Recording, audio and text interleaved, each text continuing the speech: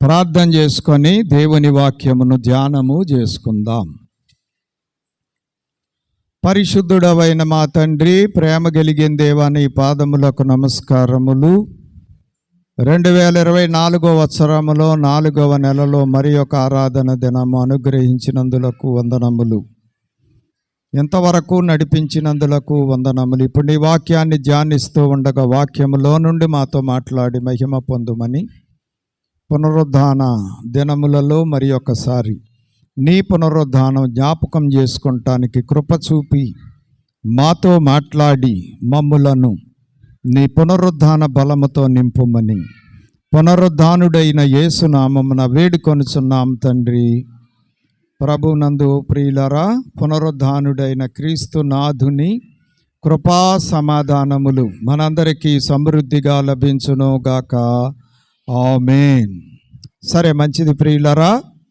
మనం గత కొన్ని వారాలుగా అపొస్తలులకు పునరుద్ధాన ప్రత్యక్షతలు, అపొస్తలులకు ప్రభువు అనుగ్రహించిన పునరుద్ధాన ప్రత్యక్షతలు, మరి ప్రభువు పునరుద్ధానుడైన తర్వాత 11 మార్లు ఇంచుమించుగా మరి కనబడి తన పునరుద్ధానాన్ని రుజువు చేశారు. అలాగే అపొస్తలులకు 5 సార్లు ప్రత్యక్షమై వారిని బలపరిచారు.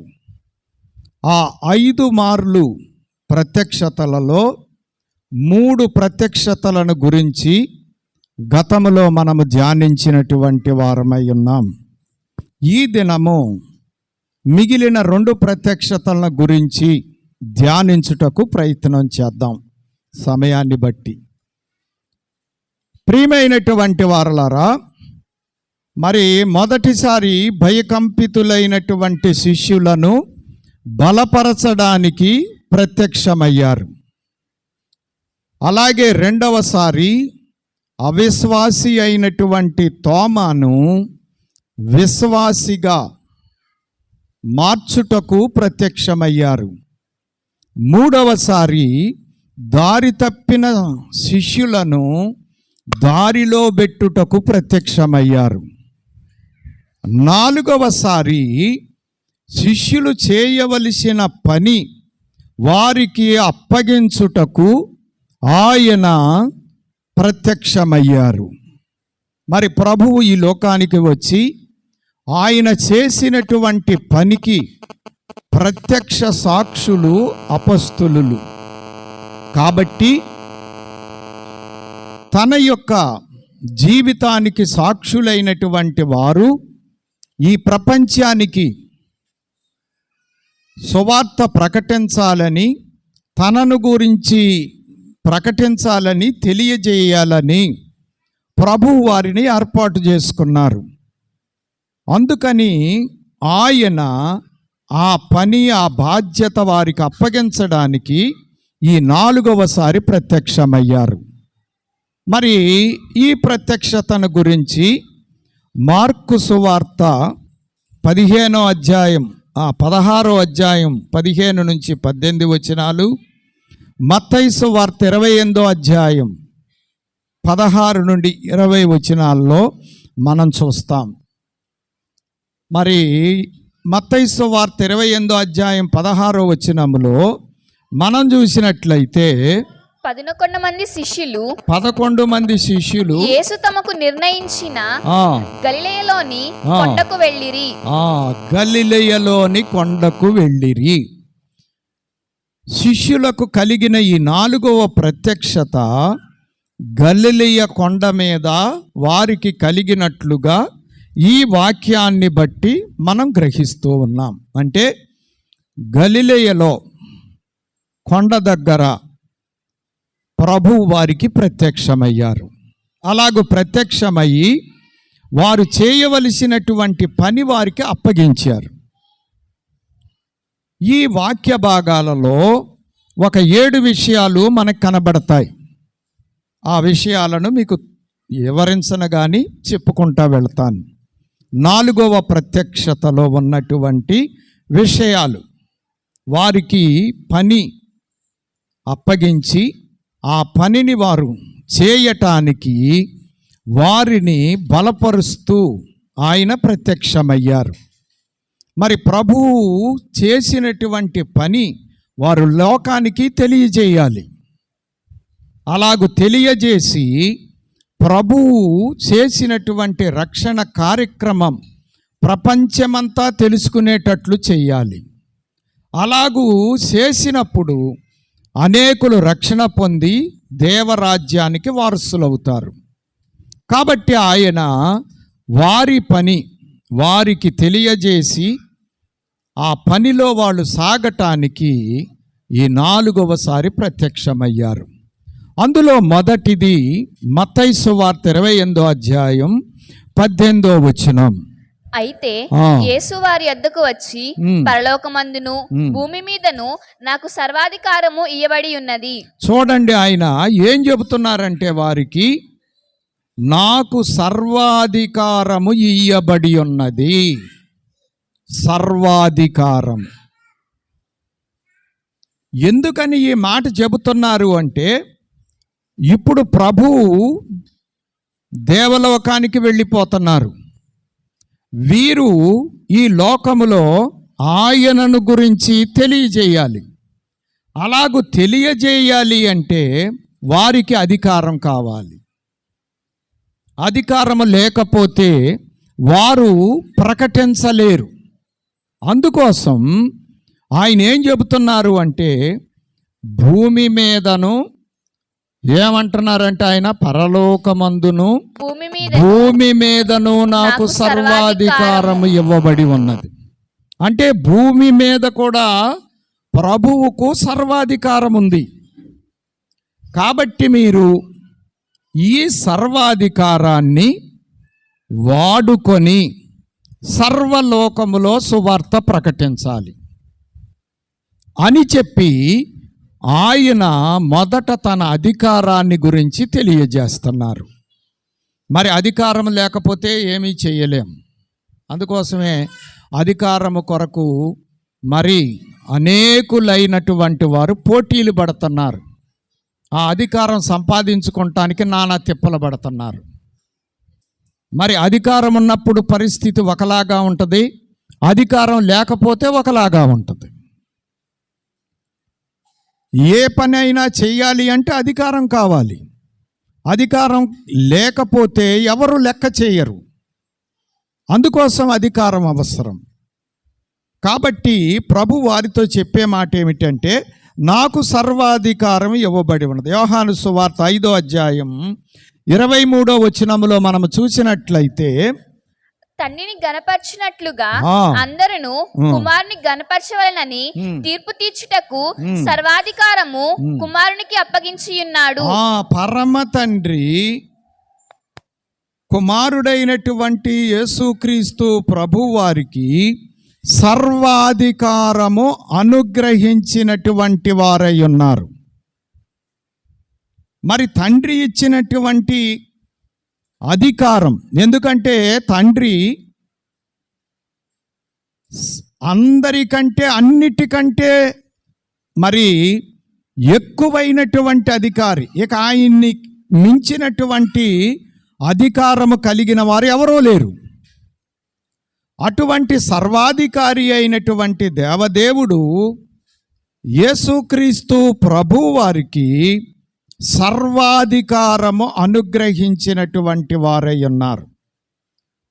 సర్వాధికారము అంటే అర్థం ఏంటంటే, తండ్రి ఏమి చేయగలడో కుమారుడు కూడా అదే చేయగలడు. అది సర్వాధికారం. కాబట్టి ప్రభువు వారిని బలపరుస్తూ, తండ్రి అధికారం కలిగిన వారై ఉన్నారు, ఆ సర్వాధికారాన్ని నాకు ఇచ్చారు, నేను మీకు ఇస్తున్నాను అన్నట్లుగా నాకు సర్వాధికారము ఇవ్వబడి ఉన్నది అని తెలియజేస్తున్నారు. రెండవ సంగతి చూద్దాం. మార్కు సువార్త 16వ అధ్యాయము 15వ వచనము. మార్కు సువార్త 16వ అధ్యాయం 15వ వచనం. మరియు ఆ. మీరు సర్వలోకమునకు వెళ్ళి ఆ. సర్వ సృష్టికి సువార్తను ప్రకటించుడి. ఇక్కడ ఏం చెబుతున్నారు అంటే, మీరు సర్వలోకమునకు వెళ్ళుడి. నాకు సర్వాధికారం ఇవ్వబడింది, మీకు ఇస్తాను అధికారం. మీరేం చేయాలి? సర్వలోకములోనికి వెళ్ళాలి. ఈ ప్రపంచములో అన్ని స్థలాల్లోనికి వెళ్ళాలి. మీరు అన్ని చోట్లకు వెళ్ళాలి, అన్ని దేశాలకు, అన్ని జనాంగాల మధ్యకు మీరు వెళ్ళాలి అని చెప్పి ప్రభు వారికి తెలియజేస్తూ ఉన్నారు. వారు ఒకసాట ఉండటానికి కాదు, సర్వలోకమునకు వెళ్ళుటకు. అందుకే శిష్యులకు ప్రభువు అధికారాన్ని ఇచ్చారు, అలాగే సర్వలోకాన్ని వారికి ఇచ్చారు. సర్వలోకములోనికి వాళ్ళు వెళ్ళాలి, సర్వలోకములో ఆయన్ని గురించి తెలియజేయాలి, సర్వలోకములో ఆయన్ని గురించి ప్రకటించాలి. అందుకోసం ఆయన ఎంత మితిలేనటువంటి ప్రపంచాన్ని శిష్యులకు ఇచ్చారు అంటే, ప్రపంచమంతా కూడా వారికి అప్పగించారు ప్రభు. అందుకోసమే నేడు ఇంచుమించుగా ప్రపంచమంతా కూడా సువార్త వినిపించబడుతూ ఉంది. ఇంకా ఏదో కొద్దో గొప్ప ప్రాంతాలు మినహా అన్ని చోట్లకు సువార్త వెళుతూనే ఉంది. ఆనాడు ప్రభు ఇచ్చినటువంటి అధికారం, ఆయన చెప్పినటువంటి మాట. కొలస్సీయులకు రాసిన పత్రిక 1వ అధ్యాయము 6వ వచనములో మనము చూసినట్లయితే, ఈ సువార్త సర్వలోకములో ఫలించుచు వ్యాపించుచున్నట్టుగా మీరు దేవుని కృపను గూర్చి విని సత్యముగా గ్రహించిన నాట నుండి మీలో సైతము. చూసారా, ఈ సువార్త సర్వలోకములోనికి వెళుతూ ఉంది. ఆయన ఇచ్చిన అధికారాన్ని బట్టి, ఆయన చేసిన వాగ్దానమును బట్టి సర్వ ప్రపంచములోనికి వ్యాప్తి చెందుతూ ఉంది, వ్యాపిస్తూ ఉంది అందరిలోనికి. కాబట్టి ప్రభు సర్వాధికారము ఇచ్చారు, సర్వలోకాన్ని కూడా వాళ్ళకి ఇచ్చారు, అప్పగించారు. సర్వలోకానికి అనుమతి ఇచ్చారు. వారు ప్రపంచంలో అన్ని చోట్లకు వెళ్ళవచ్చు, అన్ని చోట్లకు వెళ్ళి ఆయన చెప్పినది వారికి తెలియజేయాలి. 3వది చూడండి, 16వ అధ్యాయంలోనే 15వ వచనములో, సర్వ సృష్టికి సువార్త ప్రకటించుడి. సర్వలోకములోనికి వెళ్ళండి, ఆ సర్వ సృష్టికి కూడా మీరేం చేయాలి? సువార్త ప్రకటించాలి. సువార్త అంటే ప్రభువును గూర్చినటువంటి సంగతి.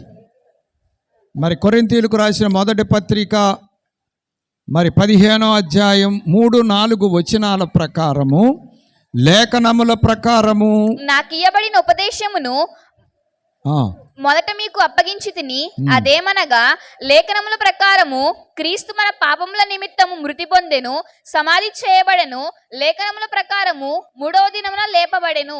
అది సువార్త అంటే ప్రభు ఈ లోకములోనికి రావటం, మానవులందరి కొరకు మరణించటం, మరలా ఆయన 3వ రోజు పునరుద్ధానుడై తిరిగి లేవటం. ఇది సువార్త. పౌలు గారు తెలియజేస్తూ ఉన్నారు. కాబట్టి ఈ వార్త, ఈ శుభవార్త సర్వ సృష్టికి ప్రకటించాలి. అంటే సర్వ మానవాళికి ప్రకటించాలి.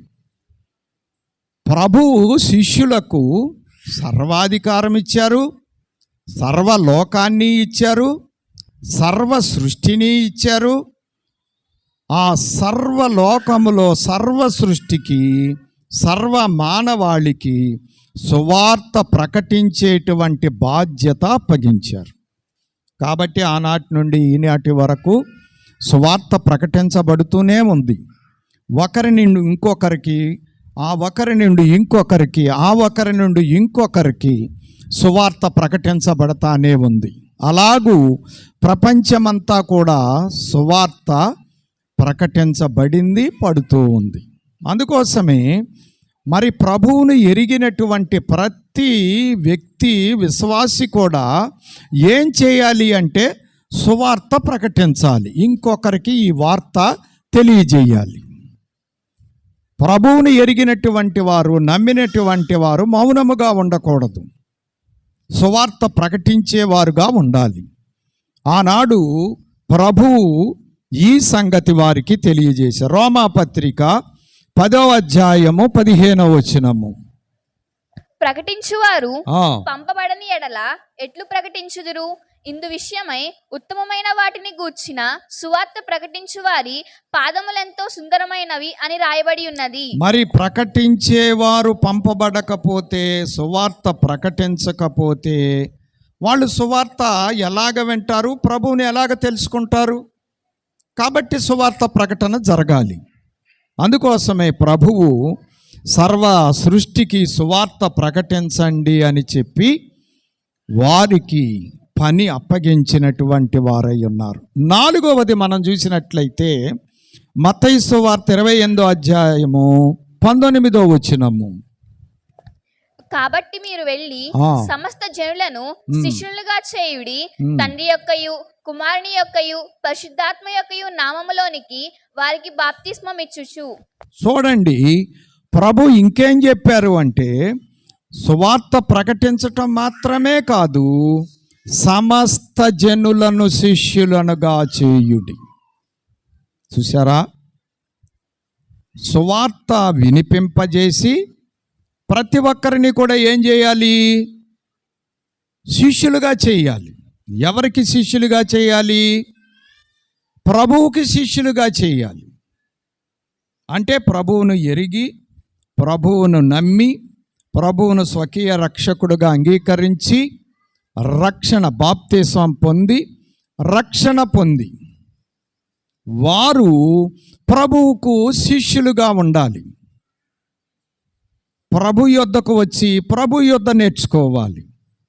అందుకోసం ఏం చేయమన్నారు అంటే శిష్యులుగా చేయమన్నారు. అందుకోసమే మనం సువార్త ప్రకటించి వారికి ఏం చెప్పాలి అంటే ప్రభువు చెప్పినట్లు చేయండి అని చెప్పాలి. యోహాను సువార్త 2వ అధ్యాయం 5వ వచనం, ఆయన మీతో చెప్పునది చేయుడి. ఇది శిష్యరికం. ప్రభువు చెప్పినట్లు చేయండి అని మనం వాళ్ళకి చెప్పాలి, అప్పుడు వాళ్ళు శిష్యులు అవుతారు. కాబట్టి సమస్త జనులను శిష్యులుగా చేయండి, ప్రభువు చెప్పినట్లు చేసేటువంటి వారుగా చేయాలి. యోహాను సువార్త 13వ అధ్యాయం 35వ వచనం. యేసు కన్నీళ్లు విడిచెను. 13వ అధ్యాయం 35వ వచనం. మీరు ఒకని ఎడల ఒకడు ప్రేమ గలవారైన ఎడల దీన్ని బట్టి మీరు నా శిష్యులని అందరూ తెలుసుకొందురనెను. యేసయ్య దగ్గర ఏం నేర్చుకోవాలి? ప్రేమను గురించి నేర్చుకోవాలి. ఆయన ప్రేమించినట్లుగా ప్రేమించాలి, ఆయన చేసినట్లుగా చేయాలి, ఆయన నీతిగా ఉన్నట్లుగా ఉండాలి, ఆయన నడిచినట్లు నడుచుకోవాలి. ఇవన్నీ కూడా ఆయనను వెంబడించాలి. ఒక మాటలో చెప్పాలి అంటే ఆయన ఎలాగైతే జీవించారో మనం కూడా ఆయన యొద్ద నేర్చుకొని ఆయనలాగా జీవించాలి. ఇదే శిష్యరికం. కాబట్టి ఇప్పుడు శిష్యులకి ఏం చెప్పారు అంటే మీరు నేను పంపిస్తున్నాను, మీరేం చేయాలి అంటే సమస్త జనులను నాకు శిష్యులుగా చేయాలి, అంటే నన్ను వెంబడించేవారుగా చేయాలి అని వారి పని వాళ్ళకి తెలియజేస్తున్నారు. 5వ సంగతి మత్తయి సువార్త 28వ అధ్యాయం 20వ వచనం. నేను మీకు ఏ ఏ సంగతులను ఆజ్ఞాపించితినో వాటన్నిటిని గైకొనవలెనని వారికి బోధించుడి. అది ఆయన ఏం చెబుతున్నారు అంటే నేను ఏ సంగతులు మీకు చెప్పానో, చేయవలెనని ఆజ్ఞాపించానో ఆ సంగతులు వారికి బోధించండి, అలాగూ చేయమని వాళ్ళకి చెప్పండి. కాబట్టి నేను చెప్పినటువంటి సంగతులు వారికి చెప్పండి. ఆ సంగతుల ప్రకారము వాళ్ళు నడిచేటట్లు, ఆ ఆజ్ఞలను వాళ్ళు గైకొనేటట్లుగా వారికి తెలియజేయండి. కాబట్టి 5వ సంగతి ఏంటి అంటే సంగతులను వారికి బోధించండి.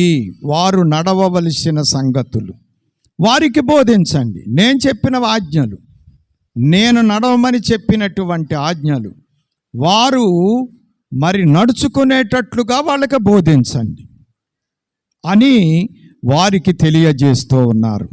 6వది మనం చూసినట్లయితే మార్కు సువార్త 16వ అధ్యాయం 17వ వచనం. నమ్మిన వారి వలన ఈ సూచక క్రియలు కనబడును. చూచారా? నమ్మిన వారి వలన ఈ సూచక్రియలు కనబడును. 6వ సంగతి ఏమిటి అంటే సూచిక క్రియలు కనబడును. మిమ్మలను నేను పంపిస్తున్నాను కాబట్టి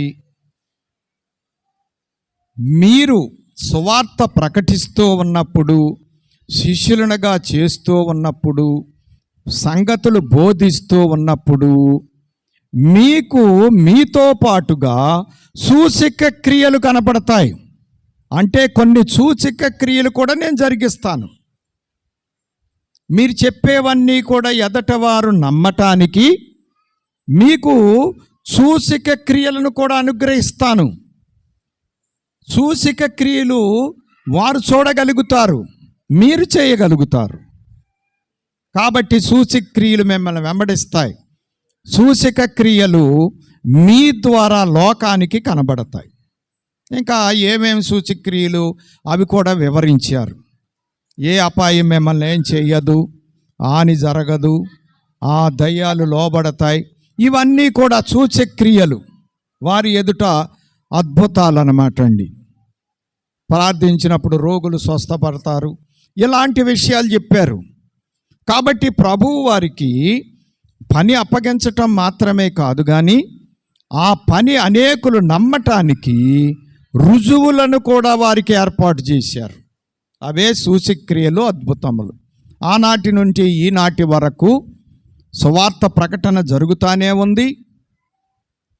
ఆయా సందర్భాలలో అద్భుతాలు, సూచక్రియలు జరిగించబడతానే ఉన్నాయి. అనేకులు సూచక్రియలను బట్టి ప్రభువును విశ్వసించేవారు కూడా ఉన్నారు. చూడండి, యోహాను సువార్త 14వ అధ్యాయం 12వ వచనం. నేను తండ్రి యొద్దకు వెళ్ళుచున్నాను గనుక నేను చేయు క్రియలు నా యందు విశ్వాసముంచువాడును చేయును, వాటికంటే మరి గొప్పవి అతడు చేయునని మీతో ఆయన ఏమంటున్నారు అంటే, నేను చేసిన సూచక్రియలు మీరు చేస్తారు, నా యందు విశ్వాసం ఉంచినవాడు అంతకు మించినవి కూడా చేస్తారు అని వారికి వాగ్దానం చేస్తున్నాడు. మరి ప్రభు ముట్టుకొని బాగు చేశారు, మాట ద్వారా బాగు చేశారు. పేతురు గారు నడుచుకుంటా వెళితే నీడబడిన వారు బాగయ్యారు. పౌలు గారు వాడినటువంటి వస్త్రాలు ముట్టుకుంటే చాలామంది బాగయ్యారు. ఇలాగ రకరకాలుగా సూచక్రియలు జరిగినట్లుగా మనం మరి పత్రికలలో చూస్తాం. అందుకే ఇప్పుడు ప్రభు మేడగదిలో ఏమని చెబుతున్నారు? నా యందు విశ్వాసం ఉంచిన వాడు నాకంటే మించినటువంటి క్రియలు చేయును, నేను చేసిన వానికంటే కూడా గొప్పవి చేస్తారు అని వాగ్దానం చేస్తున్నారు. అంటే సూచక్రియలు మిమ్మల్ని వెంబడిస్తాయి, మీ ద్వారా సూచక్రియలు కనబడతాయి అని చెప్పి వారికి తెలియజేస్తున్నారు. 7వది 20వ వచనం, మత్తయి సువార్త 28వ అధ్యాయం 20వ వచనంలో మనం చూసినట్లయితే, ఇదిగో నేను యుగ సమాప్తి వరకు సదాకాలము మీతో కూడా ఉన్నానని వారితో చెప్పెను. ఏం చెబుతున్నాడు అంటే ఆయన, నేను యుగ సమాప్తి వరకు సదాకాలము మీతోనే ఉన్నాను అని చెబుతున్నారు. ఆయన ఆరోహణమై వెళ్ళటానికి ముందు ఈ 4వ ప్రత్యక్షతలో వారితో మాట్లాడుతున్నారు. కొంతకాలం అయిన తర్వాత ఆయన ఆరోహణమై వెళ్ళారు. అయినా కానీ ఏం చెబుతున్నారు ఆయన? నేను మీతోనే ఉన్నాను, నేను ఉంటాను మీతోనే, మిమ్మల్ని విడిచిపెట్టను అని ఆయన వాగ్దానం చేస్తూ ఉన్నారు. మరి లేఖనాల్లో మనం చూసినట్లయితే నిర్గమకాండం మరి 3వ అధ్యాయం 14వ వచనంలో, నేను ఉన్నవాడను అనువాడనై ఉన్నాను అని మోషే గారికి తెలియజేస్తున్నారు. అలాగే హెబ్రీ పత్రిక 13వ అధ్యాయం 5వ వచనంలో, నేను మిమ్ములను విడువను ఎడబాయను. ఎప్పుడూ మిమ్మల్ని అంటిపెట్టుకొనే ఉంటాను. మిమ్మల్ని అనాథలుగా విడిచిపెట్టను. పని అప్పగించి మీ మీద భారం పెట్టి నేను ఊరుకోను. నేను కూడా మీతోనే ఉంటాను. మిమ్మల్ని ఎప్పుడూ విడిచిపెట్టను అని చెప్పి ఆయన శిష్యులకు మరి పని అప్పగించి ఆ పనిలో వాళ్ళు సాగటానికి బలపరుస్తూ ఉన్నారండి. ఇది 4వ ప్రత్యక్షత. వారికి పని అప్పగించడానికి ఆయన మరి గలిలయ కొండ మీద వారికి కనబడి ఈ పనులన్నీ చెప్పారు. మళ్ళీ ఒకసారి చెబుతాను. 7 అన్ని సామేదే వస్తాయి, మీరు గమనించండి. సర్వాధికారం ఇవ్వబడింది, మీకు సర్వాధికారం ఇస్తాను. సర్వలోకములోకి వెళ్ళండి. కొంత వదిలిపెట్టడానికి కాదు, సర్వలోకంలోనికి వెళ్ళాలి. మీరు సర్వ సృష్టికి సువార్త ప్రకటించాలి. ఆ సృష్టి అంతటికీ. తర్వాత సమస్త జనులను శిష్యులుగా చేయాలి. కొంతమందినే కాదు, సమస్త జనులను. తర్వాత సంగతులన్నీ బోధించాలి. కొన్ని బోధించి కొన్ని విడిచిపెట్టకూడదు. సూచక క్రియలు మిమ్మల్ని వెంబడిస్తాయి. సూచక్రియలు చేస్తారు మీరు, అద్భుతాలు ఆశ్చర్య కార్యాలు చేస్తారు. అలాగే సదాకాలం మీతో కూడా ఉంటాను. ఇవి ప్రభువు శిష్యులకు 4వసారి ప్రత్యక్షమై వారి పనిని వారికి తెలియజేసి అప్పగించి ఆ పనిలో వారు సాగటానికి బలపరిచారు. ఇంకా 5వది ప్రత్యక్షత మనం చూసినట్లయితే లూకాసు వార్త 24వ అధ్యాయం 44 నుండి 51 వరకు, అపొస్తలుల కార్యాలు 1వ అధ్యాయం 3 నుంచి 9 వచనాల లేఖన భాగాలలో మనకు కనబడుతుంది. ఈ ప్రత్యక్షత ఆరోహణ దినమున కలిగినటువంటి ప్రత్యక్షత. అంటే పునరుద్ధానుడైన తర్వాత 40వ దినమున కలిగినటువంటి ప్రత్యక్షత. 40వ దినం. మరి మొదటిసారి ప్రత్యక్షత ఏమో పునరుద్ధాన దినమునే. తోమాను గురించి ఏమో 2వ ఆదివారం. గలిలయ సముద్ర తీరానేమో రోజులైతే మనకు తెలియదు. 3వసారి అంటే 2 వారాల తర్వాత. అలాగే గలిలయ కొండ మీదేమో ఆరోహణ దినమునకు కొంతకాలం ముందు, కొంతకాలం, కొన్ని 30 దినాలు అవ్వచ్చు, అవి మరి ఏమైనా అవ్వచ్చు.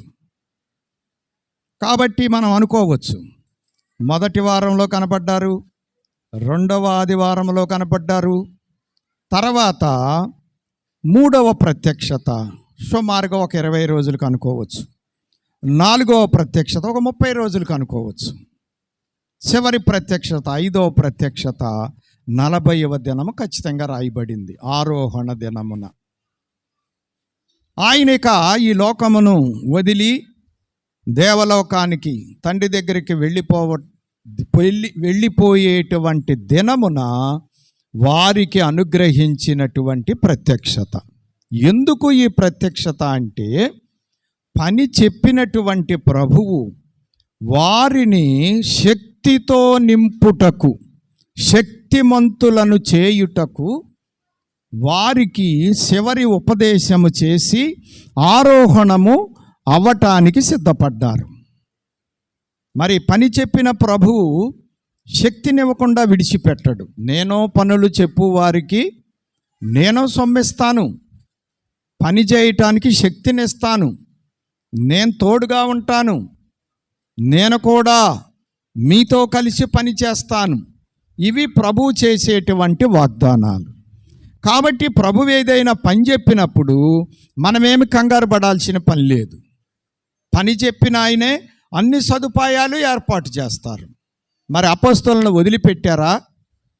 ఆ అపొస్తలులు ప్రభు ఆరోహణమైన తర్వాత వారి శక్తి వంచన లేకుండా సర్వ ప్రపంచములోనికి వారు వెళ్ళగలిగినంత వరకు వెళ్ళి సువార్త ప్రకటించారు. ప్రభు అప్పగించిన పని నమ్మకంగా చేసుకుంటూ వెళ్ళారు. ఆనాడు వాళ్ళు ఆరంభించినటువంటి సువార్త పని నేడు ప్రపంచమంతా కూడా వ్యాపించింది. కాబట్టి వాళ్ళు మొదలుపెట్టారు, ప్రపంచమంతా కూడా సువార్తతో నిండిపోయింది. కాబట్టి ప్రభు అప్పగించిన పని మనం నమ్మకంగా చేసే వాళ్ళంగా ఉండాలి. ఒక్కొక్కరికి ఒక్కో పని అప్పచెబుతాడు ప్రభు. అసలు ప్రభువు పని మనకు అప్పగించటమే మనకు గొప్ప భాగ్యం. అందరికీ అప్పగించలేడు కదా పని, నమ్మకమైన వారికి అప్పగిస్తాడు. పౌలు గారు అంటారు తిమోతికి రాస్తూ, సువార్త పని నమ్మకమైన వారికి అప్పగించుము అంటాడు. నమ్మకమైన వారికి. మరి ప్రభువు మనకి పని అప్పగించే అంత నమ్మకత్వం మనం ప్రభు ఎడల కలిగి ఉండాలి. మనం నమ్మకత్వంగా ఉండమనుకోండి, ఒకసారి పని చెప్పిన ప్రభు ఇక రెండోసారి పని చెప్పడు. మనం కూడా చెప్పం కదా. ఒకవేళ ఎవరికైనా పని చెప్పాం, ఆ పని చెప్పినప్పుడు వాళ్ళు నమ్మకంగా చేశారనుకోండి, రెండవసారి పని చెబుతాం. నమ్మకంగా చేయలేదనుకోండి, ఇక మనం కూడా పని చెప్పటానికి ఇష్టపడం. ఎందుకంటే మనం అప్పగించినా కానీ వాళ్ళు చేయరు కాబట్టి ఏం చేస్తాం, వీళ్ళకి పని చెప్పటం అనవసరం, ఓపుకుంటే మనం చేసుకుందాం, లేకపోతే ఇంకెవరైనా నమ్మకస్తులకు అప్పగిద్దాం అనుకుంటాం. సౌలుకి రాజ్యాన్ని అప్పగించాడు దేవుడు, ఇశ్రాయేలు సామ్రాజ్యాన్ని. నమ్మకంగా లేడు. అప్పుడు సౌలు ఆ భాగ్యాన్ని పోగొట్టుకున్నాడు. దావీదు నమ్మకముగా దేవుడికి ఉపయోగపడ్డాడు. అంటే నమ్మకంగా దేవుడు చెప్పినట్లుగా నమ్మకంగా నడుచుకున్నాడు. దావీదుతో నిబంధన స్థిరపరిచాడు, రాజ్యాన్ని స్థిరపరిచాడు, సింహాసన దీవెన ఇచ్చాడు. ఆ దీవెన నేటి వరకు సాగుతానే ఉంది. చూసారా ఎంత గొప్ప సంగతో. కాబట్టి ప్రభువుకు నమ్మకంగా ఉంటే ప్రభువు మనకి పనులు చెబుతారు, పరలోకంలో రేపు మనకి బహుమానాలు ఇస్తారు. అందుకే ప్రభువు పని చెప్పటం మనకి భాగ్యముగా ఎంచుకోవాలి, భాగ్యముగా ఎంచుకోవాలి. కాబట్టి ఇప్పుడు శిష్యులకు పని చెప్పిన ప్రభువు వారు ఆ పని చేయటానికి ఎలాగ శక్తిమంతులవ్వాలో అది కూడా తెలియజేస్తున్నారు. వాక్యములో మనం చూద్దాం.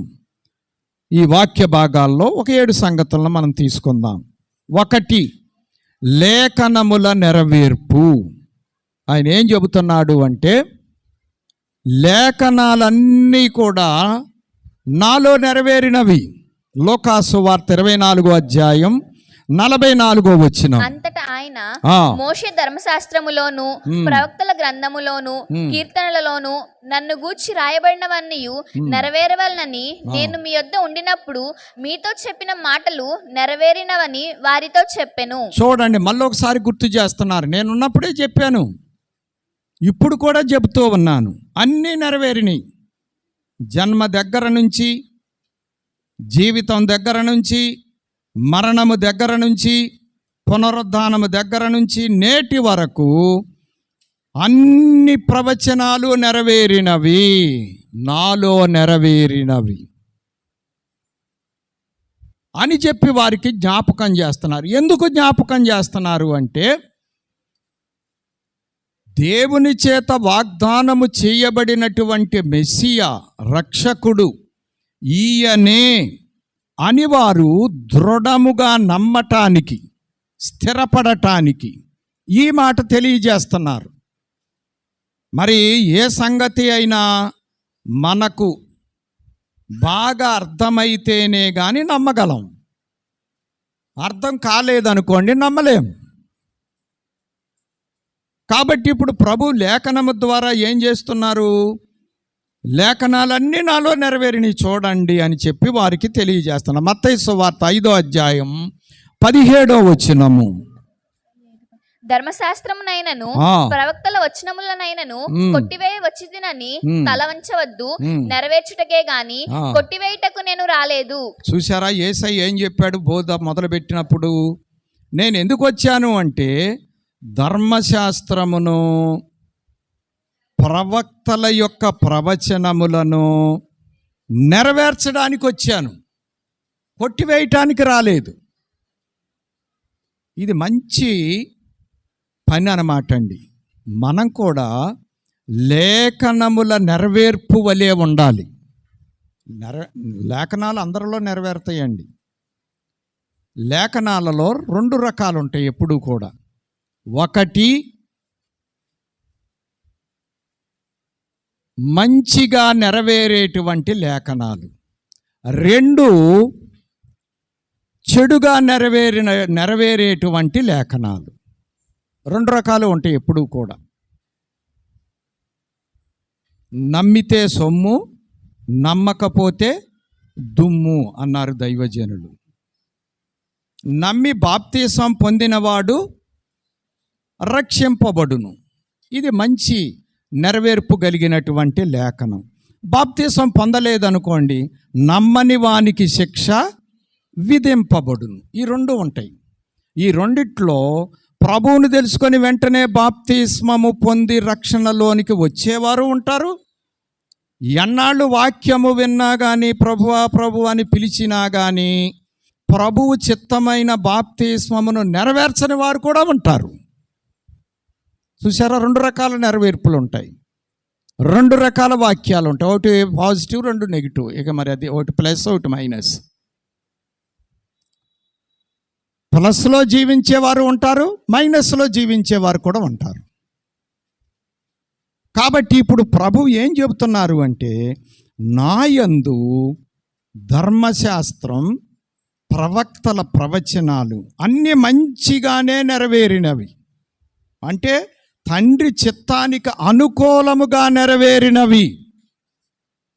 అందుకోసమే రేపు అలాగూ ప్రభువు నెరవేర్చి సమస్తాన్ని జయించారు. ప్రభువు నెరవేర్చి తండ్రి దగ్గరికి వెళ్ళి కూర్చున్నారు. ఎవరైతే లేఖనములను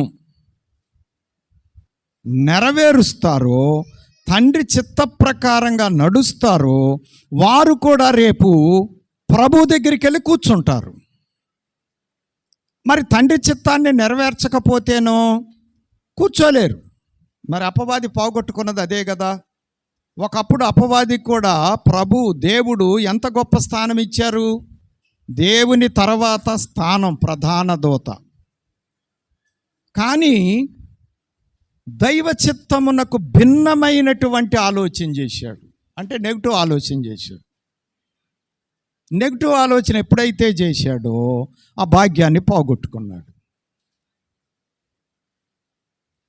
ఆ భాగ్యాన్ని పోగొట్టుకొని చెడ్డ ప్రవచన నెరవేర్పుకు కారకుడయ్యాడు, ఉదాహరణ అయ్యాడు, రుజువయ్యాడు. అందుకోసమే ప్రియమైన వారలారా, మన జీవితం ఎప్పుడూ కూడా లేఖనానుసారముగా, ఆ లేఖనము కూడా తండ్రి చిత్తానుసారముగా, ప్రభువు చిత్తానుసారముగా ఉండాలి ఎప్పుడూ కూడా. దేవుడు చెప్పిన మాటను మనం ఎప్పుడూ సందేహించకూడదు, ఎప్పుడూ కూడా అనుమానించకూడదు. ఎప్పుడైతే సందేహం అనుమానంలోనికి వెళతామో ఖచ్చితంగా తప్పిపోతాం, తప్పటడుగు పడిపోద్ది. ఇదన్నమాట అండి సంగతి. కాబట్టి లేఖనముల నెరవేర్పును గుర్తు చేశారు. రెండవది 45వ వచనం, లోకాసు వార్త 24వ అధ్యాయం 45వ వచనం.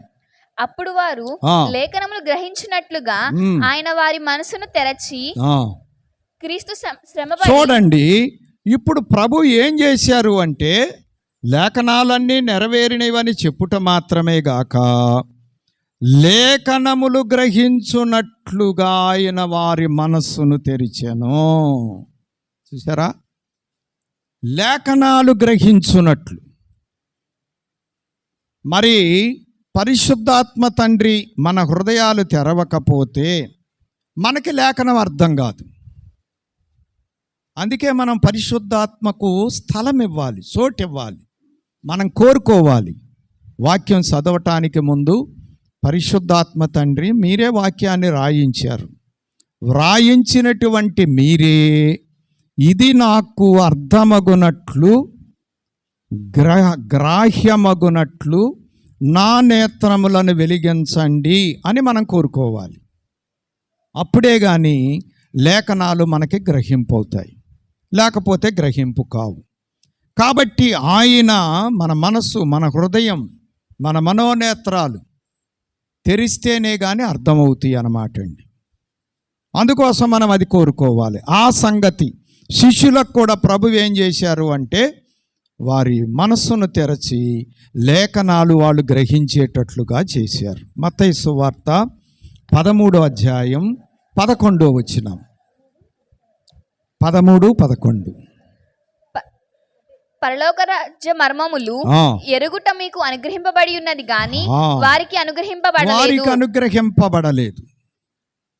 కొంతమందికి అనుగ్రహించబడింది, అంటే పక్షపాతని కాదు, అనుగ్రహింపబడటానికి వాళ్ళు సిద్ధంగా ఉన్నారు. అందుకోసం వాళ్ళకు శిష్యులకు అనుగ్రహించబడింది. ఇతరులు కన్నులు మూసుకొని ఉన్నారు, హృదయము క్రొవ్వబెట్టుకొని ఉన్నారు, వారి హృదయాలు మూసుకున్నారు. కాబట్టి వారి హృదయాలు తెరవబడటం లేదు. కాబట్టి వారికి లేఖనాలు అర్థం కావట్లేదు. ఇస్కరియోతు యోధ ఉదాహరణ. ప్రభు దగ్గరే ఉన్నారు, ప్రభు బోధలే వింటున్నారు, కానీ హృదయాన్ని తెరుచుకోలేదు. హృదయాన్ని తెరవల ప్రభువు మాటకి.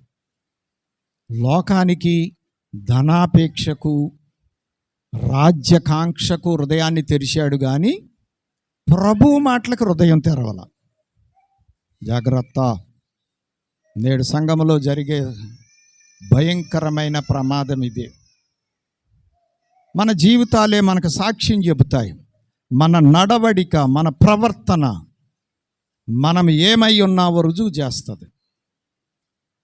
కాబట్టి ప్రియమైనటువంటి వారలారా, వాక్యము మనకు అర్థం అవటానికి లేఖనాలు ఆయన మన హృదయాలను తెరవటానికి సిద్ధంగా ఉన్నాడు. హృదయపు తలుపు దగ్గర నుంచొని తట్టుచున్నాడు. ఎవడైనా నా స్వరము విని తలుపు తీస్తే నేను వస్తాను లోపలికి అని కోరుకుంటున్నాడు ఆయన. మరి మనం హృదయాలు తెరిచే వారంగా ఉన్నామా? ఇంకా కఠినపరుచుకొని ఇంకా గట్టిగా బిగించుకునేటువంటి వారంగా ఉన్నాం. ఈ లోకంలో ఎంతోమంది సువార్త ప్రకటిస్తున్నప్పుడు వారి హృదయాలను మూసుకుంటున్నారు. ఇది మనకు సంబంధించింది కాదు అని అభిప్రాయపడేవారు ఉన్నారు. ఇది మన దేశానికి సంబంధించింది కాదు అని అభిప్రాయపడేవారు ఉన్నారు. ఇది పాపాత్ములకు సంబంధించింది కానీ మేము పుణ్యాత్ములు మాకెందుకు అనేవాళ్ళు ఉన్నారు. ఇలాగ రకరకాల అభిప్రాయాలతో వారి హృదయాలను తెరవటం లేదు వారు. అసలు కొంతమంది వినటానికే ఇష్టపడరు. ఎక్కడైనా మనం సువార్త చెబుతుంటే టీవీ బాగా మంచి సౌండ్ పెట్టుకుంటారు. కొన్నిసార్లు సువార్తకి వెళ్తే పక్కన కుటుంబ ప్రార్థన గొరక్కుడికి జరుగుతుంటే వాళ్ళు టీవీ ఎక్కువ సౌండ్ పెట్టుకుంటారు. అంటే వాళ్ళకి వినటానికి ఇష్టం లేదు, వారి హృదయాలు మూసుకున్నారు. అందుకే ప్రభు చెబుతున్నారు, ఈ దేవుని రాజ్య మర్మములు ఎరుగుట మీకు అనుగ్రహించబడింది, వారికి అనుగ్రహింపబడలేదు. అంటే వారు కోరుకోవట్లేదు, అందుకే వారికి అనుగ్రహించబడ. దేవుడు ఎప్పుడు కూడా బలత్కారి కాదు. ఆయన స్వేచ్ఛ ఇచ్చాడు, మనకు స్వతంత్రం ఇచ్చాడు. ఎప్పుడు బలత్కారం చేయడు. ఆయన మాట్లాడతాడు మనతో. ఇంటే ఆ మాటను బట్టి మన జీవితాలను దిద్దుకుంటే, సరిచేసుకుంటే మనకి మేలు. ఒకవేళ విన్నా నేను దిద్దుకోను, నేను సరి చేసుకోను అనుకుంటే ఆయనేమీ అనడు, నీ ఇష్టం అంటాడు అంతే. కానీ వీటన్నిటిని బట్టి ఒకానొక దినమున ఏముంటుంది చెప్పండి? ఆ తీర్పు మాత్రం ఉంటుందన్నమాట. కాబట్టి ప్రియమైనటువంటి వారలారా, లేఖనములను గ్రహింపజేసినారు. మూడవ సంగతి ఏమిటి అంటే 47వ వచనం, 24వ అధ్యాయం 47వ వచనం. యెరూషలేము మొదలుకొని సమస్త జనములలో ఆయన పేరట మారు మనసును పాపక్షమాపణయు ప్రకటింపబడుననియు రాయబడి ఉన్నది. చూశారా? లేఖనములలోని ప్రవచనములు వారికి గుర్తు చేస్తున్నారు. ఈ సువార్త ప్రపంచమంతటా కూడా ప్రతి చోట మారు మనసును గురించి, పాప క్షమాపణ గురించి యెరూషలేము మొదలుకొని సమస్త జనాలలో అందరిలో ప్రకటించబడాలి. అని లేఖనం తెలియజేస్తుంది. కాబట్టి మీరు ప్రకటించాలి, ఈ సంగతులు ప్రపంచంలోనికి తీసుకువెళ్ళాలి మీరు అని ప్రవచనాన్ని ఏం చేస్తున్నారు అంటే గుర్తు చేస్తూ ఉన్నారు. లేఖనములలో ఉన్న ప్రవచనములను గుర్తు చేస్తూ ఉన్నారు. 24వ అధ్యాయము ఇదే లోకాసు వార్త 31వ వచనములో మనం చూసినట్లయితే వారి కన్నులు తెరవబడి ఆయనను గుర్తుపట్టిరి. అంతటా ఆయన వారికి అదృశ్యుడాయను. అమ్మాయికి వెళ్ళేటువంటి 20 శిష్యులతో ప్రభు నడిచారు, వారితో మాట్లాడాడు, లేఖనాలను జ్ఞాపకం చేశారు, అయినా వారు గుర్తుపట్ల. ఆఖరికి ఇంటిలోనికి వెళ్ళాక కృతజ్ఞతాస్తుతులు రొట్టె పట్టుకొని కృతజ్ఞతాస్తుతులు చెల్లించిన తర్వాత వారి కన్నులు తెరవబడ్డాయి. అప్పుడు ఆయన్ని గుర్తుపెట్టారు వాళ్ళు. ఎన్ని మైళ్ళు నడిచి వచ్చారు ఆయనతో కలిసి, ఎన్ని లేఖనాలను గుర్తు చేశాడు ఆయన, అయినా వారు గుర్తించలేకపోయారు. కాబట్టి ప్రియమైనటువంటి వారలారా, లేఖనములలోని ప్రవచనాలను ప్రభు గుర్తు చేస్తున్నారు. ఆఖరికి రొట్టె పట్టుకొని కృతజ్ఞతాస్తుతులు చెల్లించినప్పుడు, వారికిచ్చినప్పుడు వారి కన్నులు తెరవబడ్డాయి. అప్పుడు ఆయన్ని గుర్తించగలిగారు. మన జీవితాల్లో కూడా ఇది జరగాలి. ఇది జరగకపోతే మనము గుర్తించలేం. 4వది 49వ వచనం, ఇదిగో నా తండ్రి వాగ్దానము చేసినది మీ మీదికి పంపుచున్నాను, మీరు పైనుండి శక్తి పొందు వరకు పట్టణములో నిలిచిండుడని చూడండి. ఆయన చెబుతున్నారు, ఇదిగో నేను వాగ్దానం చేసిన ఆత్మ ఆదరణకర్త పరిశుద్ధాత్మ తండ్రిని పంపిస్తాను, మీరు శక్తి పొందుతారు, అప్పటి వరకు పట్టణంలో ఉండండి, కనిపెట్టుకొని ఉండండి అని వారికి తెలియజేస్తున్నారు. లేఖనములలోని వాగ్దానమును నెరవేర్చుట అంతకుముందే చెప్పాడు అనేక సార్లు. యోవేలు గ్రంథంలో చెప్పాడు, అంచెదినములలో అందరి మీద ఆత్మను కుమ్మరిస్తానని చెప్పి. అవన్నీ జ్ఞాపకం చేశారు. వాటన్నిటిని నెరవేరుస్తాను నేను, కాబట్టి మీరు పట్టణంలో నిలిచి ఉండండి, కనిపెట్టుకోనండి, ఆ వాగ్దానములన్నీ నెరవేరుస్తానని చెప్పి వారికి తెలియజేస్తున్నారు. కాబట్టి మరి 4వది లేఖనములలోని వాగ్దానములు నెరవేర్చుట. అపొస్తలుల కార్యాలు 2వ అధ్యాయం 4వ వచనములో మనం చూసినప్పుడు అందరూ పరిశుద్ధాత్మతో నిండిన వారై, అందరి మీదకి ఆత్మ కుమ్మరింపు జరిగింది. ఆత్మ తండ్రి దిగి వచ్చారు లేఖనాల్లో వాగ్దానం చేయబడినట్లు. అప్పుడు అందరూ కూడా పరిశుద్ధాత్మతో నింపబడ్డారు. అలాగూ లేఖనం నెరవేరింది. ప్రభువు చెప్పారు వాళ్ళనే శక్తి పొందటానికి, వాళ్ళు ప్రభువు చెప్పినట్లు చేశారు. పరిశుద్ధాత్మ వారి మీదకి వచ్చారు, వారు శక్తిమంతులయ్యారు. రేపు 9వ తారీఖు నుండి 19వ తారీఖు వరకు ఆత్మ కుమ్మరింపు దినములు, 10 దినాలు. ఆనాడు ప్రభు మాటను బట్టి అపొస్తలులు ఇంకా కొంచెం మంది మేడగదిలో కనిపెట్టుకున్నప్పుడు పరిశుద్ధాత్మ తండ్రి వారి మీదకి వచ్చారు. ప్రతి సంవత్సరం కూడా మనం ఈ ఆత్మ కుమ్మరింపు దినములను మనము అనుసరిస్తాం, కూడుకుంటాం. ఈ సంవత్సరం కూడా 9వ తారీఖున ఆరోహణ పండుగ, 19వ తారీఖున పెంతెకోస్తు పండుగ. కాబట్టి ప్రియమైనటువంటి వారలారా, లేఖనములోని వాగ్దానము నెరవేర్చుట. 5వది మనం చూసినట్లయితే అపొస్తలుల కార్యములు 1వ అధ్యాయము 8వ వచనము, అయినను పరిశుద్ధాత్మ మీ మీదకి వచ్చినప్పుడు మీరు శక్తి నొందెదరు గనుక మీరు యెరూషలేములోను యూదయ సమరయ దేశముల ఎందంతటను భూదిగంతముల వరకును నాకు సాక్షులై ఉందురని వారితో చెప్పెను. చూడండి ప్రియమైనటువంటి వారలారా, పరిశుద్ధాత్మ మీ మీదికి వచ్చినప్పుడు మీరు నాకు సాక్షులు అవుతారు. లేఖనముల ప్రకారము ఆత్మ ద్వారా మీరు నాకు సాక్షులు అవుతారు. లేఖనముల్లో వాగ్దానం చేయబడిన ఆత్మ మీ మీదకి వచ్చినప్పుడు మీరు నాకు సాక్ష్యం ఇస్తారు. యెరూషలేములో, 2వది ఎక్కడ చెప్పండి, యోదయ సమరయలో, భూదిగంతములు అంటే ప్రపంచమంతా, ముందు యెరూషలేములో సాక్ష్యం, తర్వాత యోదయ సమరయలో సాక్ష్యం, ఆ తర్వాత ప్రపంచమంతా సాక్ష్యం. కాబట్టి పరిశుద్ధాత్మ తండ్రి లేకుండా మనము ప్రభువుకు సాక్షులం కాలేం. పరిశుద్ధాత్మ చేత నింపబడితే ప్రభువుకు సత్య సాక్షులం అవుతాం. ఆత్మ లేకపోతే దురాత్ముడు వస్తాడు. దురాత్మ చేత నింపబడితే అబద్ధ సాక్షులం అవుతాం. అబద్ధ సాక్షులము అంటే అర్థం ఏంటి? ప్రభు బిడ్డలమని చెప్పుకొని ప్రభువుకి ఇష్టం లేని పనులు చేస్తూ ఉంటాం. ప్రభువు చిత్తం నెరవేర్చం, ప్రభువుకి ఇష్టముగా జీవించం. ఇది అబద్ధ సాక్ష్యం. యోహాను గారు తన పత్రికలో రాస్తూ మీలో అనేకులు అబద్ధ సాక్షులు ఉన్నారు అని చెప్పారు. ఆయన్ని ఒప్పుకొనని వాడు అబద్ధ సాక్షిగాక మరి ఎవడు అని అడిగాడు. ఊకే మాటలతో కాదు, క్రియలలో కనపరచాలి. నేను ప్రభువును నమ్మాను, నేను ప్రభువును వెంబడిస్తున్నాను అని రుజువు చేయాలి. క్రియలు లేకుండా ఉంటే మనం చెప్పిన దానికి రుజువు లేదు. నేను ప్రభు అంటే నాకు చాలా ఇష్టం అండి, మరి ఎందుకు రక్షణ పొందవు? నువ్వు చెప్పేది అబద్ధ సాక్ష్యం. ప్రభు అంటే నీకు ఇష్టం లేదు. ఇష్టం లేదు కాబట్టి రక్షణ పొందటంలా నీవు.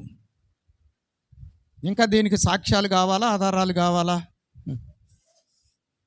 ఇష్టం ఉంటే పెళ్లి జరుగుద్ది, ఇష్టం లేకపోతే పెళ్లి జరగదు. వాయిదాలు వేస్తూ ఉంటాడు. ఇంక ఇది అయిన తర్వాత అంటాడు. మరి అదే బాగా ఇష్టమైపోయింది అనుకోండి, ఖచ్చితంగా చెప్పేస్తాడు. కాబట్టి ప్రియమైనటువంటి వారలారా, లేఖనముల ప్రకారము ఆత్మ ద్వారా సాక్షులగుట. కాబట్టి మనం ఆత్మ ద్వారా ప్రభువుకు సాక్షులం అవ్వాలి. 4 సువార్తలు ఉన్నాయి బైబిల్లో. మనం 5వ సువార్త అవ్వాలి. మన జీవితం, మన సాక్ష్యం ప్రభువును గురించి మన ఎదుటి వారికి కనబడాలి, వినబడాలి. మనమేం చెప్పక్కర్లా, అరవక్కర్లా. మన జీవితమే, మన ప్రవర్తనే ప్రభువుకు ఇష్టముగా, ప్రభువు చిత్తమును అనుసరించి మనము నడుస్తూ ఉంటే మనము ప్రభువు బిడ్డలమని మన క్రియలే సాక్ష్యం చెబుతాయి. మనము నోటితో చెప్పేదానికంటే ఎక్కువగా చెబుతాయి. ఇదే 5వ సువార్త అన్నారు. కాబట్టి ఆత్మ మనతో ఉండి సాక్ష్యము చెప్పటమే 5వ సువార్త. 4 సువార్తలు బైబిల్లో ఉన్నాయి ప్రభువుని గురించి చెప్పేటువంటి సువార్తలు. మన జీవితమే 5వ సువార్త కావాలి. అంటే మన జీవితాన్ని చూసి అనేకులు ప్రభు దగ్గరికి రావాలి. మరి మన జీవితంలో ఎంతమంది మనల్ని చూసి ప్రభు దగ్గరికి వచ్చారు? లేక ఎంతమంది ప్రభు దగ్గర నుంచి మనల్ని చూసి పారిపోయారు? మన ప్రవర్తన చూసి, మన కోపం చూసి, మన తాపం చూసి, మన అవిధేయతలు చూసి, మన అజ్ఞానము చూసి, ప్రభువుకి వ్యతిరేకమైన పనులు చూసి ఇంకా మేమెందుకులేండి అక్కడికి అనేటువంటి పరిస్థితి. కొంతమంది మాటలు ఉన్నారు, విన్నాం. ప్రియమైనటువంటి వారలారా, అర్థం చేసుకుందాం. కాబట్టి ఆత్మ ద్వారా సాక్షులగుట. 3:15 అపొస్తలుల కార్యాలు 3:15. మీరు జీవాధిపతిని చంపితిరి గాని దేవుడు ఆయనను మృతులలో నుండి లేపెను, అందుకు మేము సాక్షులము. అపొస్తలులు ఖచ్చితంగా బల్లగుద్ది చెబుతున్నారు, మేము సాక్షులం, యేసయ్యకు మేము సాక్షులం. కాబట్టి ప్రియమైన వారలారా, ప్రభువుకు మనం సత్య సాక్షులముగా ఉండాలి కానీ అబద్ధ సాక్షులముగా ఉండకూడదు. మనల్ని గురించి ఒక వ్యక్తి రక్షణలోనికి ఒక్క వ్యక్తి కూడా రావట్లేదు అంటే మన సాక్ష్యము బాగోలేదు అని అర్థం. 6వది మనం చూసినట్లయితే 51 వచనాలు. లోకాసు వార్త 24, 50, 51. ఆయన బేతనియా వరకు వారిని తీసుకొని పోయి చేతులెత్తి వారిని ఆశీర్వదించెను.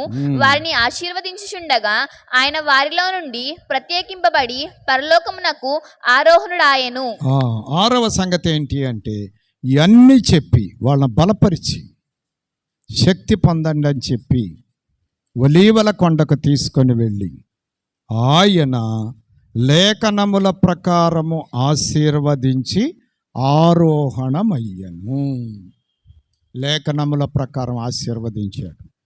నేను మీతోనే ఉంటాను, ఏం కంగారు పడొద్దు, నేను చెప్పిన పని చెయ్యండి, ధన్యులు కండి, అనేకుల్ని శిష్యులుగా చెయ్యండి, నా సర్వాధికారం మీకు ఇస్తున్నాను, ఆదరణకర్తను మీకు పంపిస్తాను, మీరు శక్తి పొందండి, నా కొరకు పని చేయండి, రేపు పరలోకములో మీకు గొప్ప బహుమానాలు ఇస్తాను అని చెప్పి వాళ్ళని బలపరిచి ఆయన ఆరోహణమై వెళ్ళిపోయాడు. ఎఫెసీ పత్రిక 1వ అధ్యాయం 3వ వచనం. ఎఫెసీ పత్రిక 1వ అధ్యాయం 3వ వచనం. మన ప్రభువైన యేసుక్రీస్తు యొక్క తండ్రియగు దేవుడు స్తుతింపబడును గాక. ఆయన క్రీస్తునందు పరలోక విషయములో ఆత్మ సంబంధమైన ప్రతి ఆశీర్వాదమును మనకు అనుగ్రహించెను. అది ఆత్మ సంబంధమైన ప్రతి ఆశీర్వాదము యేసయ్య ద్వారా తండ్రి మనకు అనుగ్రహించారు. యేసయ్య లేకుండా ఆశీర్వాదము లేదు. యేసయ్య ద్వారా, యేసయ్య నందు మనకు ప్రతి ఆశీర్వాదం ఉంది. అందుకే మనం యేసయ్యకి ఇష్టమైన పనులు చేసి ఆశీర్వాదాలు పొందాలి. 7వది అపొస్తలుల కార్యాలు 1వ అధ్యాయం 10, 11 వచనములు. ఆయన వెళ్ళుచుండగా వారు ఆకాశము వైపు తేరి చూచుచుండిరి. ఇదిగో తెల్లని వస్త్రములు ధరించుకొనిన 2 మనుషులు వారి యొద్ద నిలిచి, గలిలయ మనుషులారా, మీరెందుకు నిలిచి ఆకాశం వైపు చూచుచున్నారు? మీ యొద్ద నుండి పరలోకమునకు చేర్చుకొనబడిన ఈ యేసే ఏ రీతిగా పరలోకమునకు వెళ్ళుట మీరు చూచితిరో ఆ రీతిగానే ఆయన తిరిగి వచ్చునని వారితో చెప్పిరి. చూడండి, ఇక్కడ ప్రభు అలాగా ఆరోహణమై వెళ్ళిపోయిన తర్వాత 2 మనుషులు వారి యొద్ద నిలిచి, అంటే అపొస్తలుల దగ్గర నిలిచి వాళ్ళతో మాట్లాడుతున్నారు. గలిలయ మనుషులారా, ఎందుకు అలాగ చూస్తారు మీరు?